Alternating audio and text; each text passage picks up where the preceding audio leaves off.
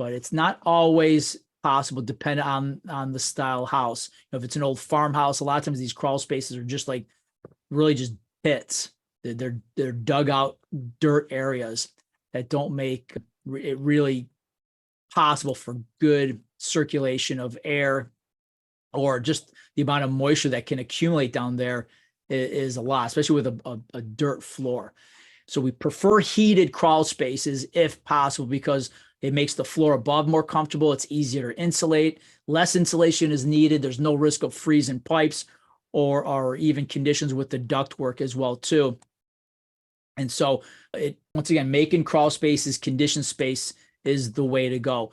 Another thing too is with crawl spaces, the hope is that the floor is finished to some degree. An exposed dirt floor anywhere in that lower level of a basement or crawl space is going to be problems.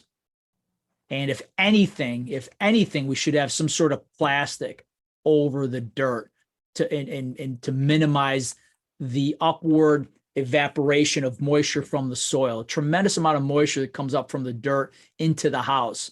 And it can really wreak havoc, and it's going to cause mold issues down in the crawl space.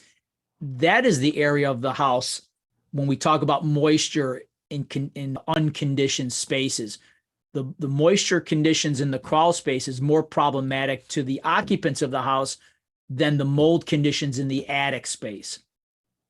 The moisture conditions in the crawl spaces don't get the attention that the moisture conditions in the attic do, because, for whatever reason, when there's crawl space in a house, we really need to pay attention to the moisture situation in the crawl space, because it's the moisture situation that can generate that same mold in a crawl space, and that mold that generates in a crawl space can work its way up through the house. So it's not as abundantly seen, and the circumstances are not as dramatic as we find them in the attic, but we can still get that mold situation in the crawl space just as easily as we can in the attic, but it just doesn't happen to such a degree in the attic where it's so visible in the attic when that mold develops over time.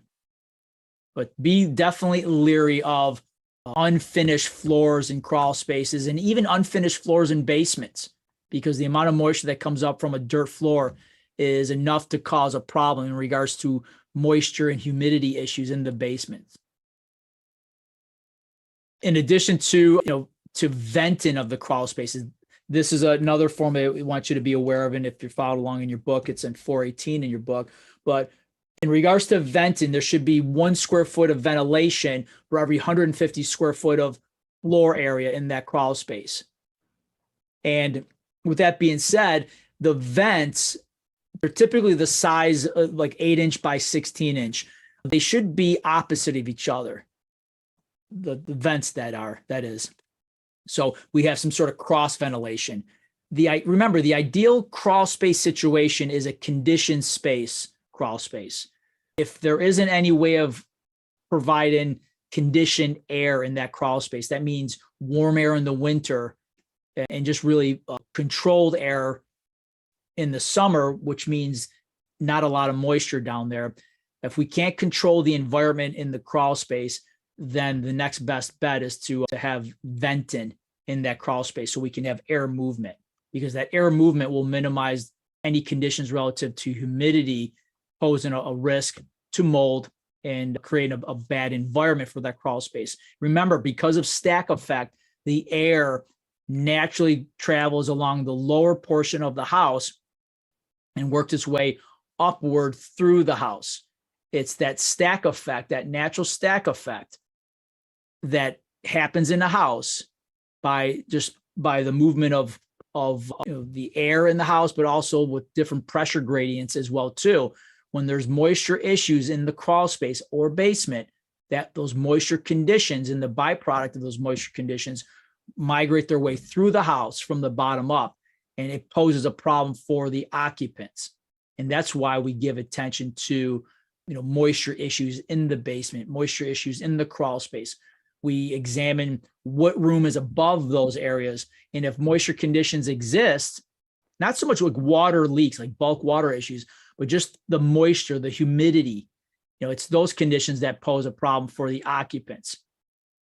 As bad of an issue we can have in the attic in regards to moisture, in regards to mold, the activity in the attic does not affect the occupants. Okay, the air in the attic, the next step for movement is to the outside for that air in the attic. So as moldy as an attic area might be, that mold is traveling to the outside from the attic. It's the humidity conditions, the moisture conditions in basements and crawl spaces. It's those conditions when bad, it's that air that's in the basement and crawl space that's making its way into the house. And that's occupant wise, it's more of a concern for us than the attic.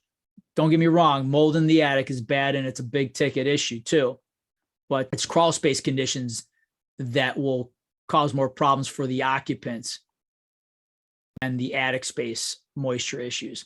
It'll cause a problem for us, but in the form of money, not so much in the form of health conditions.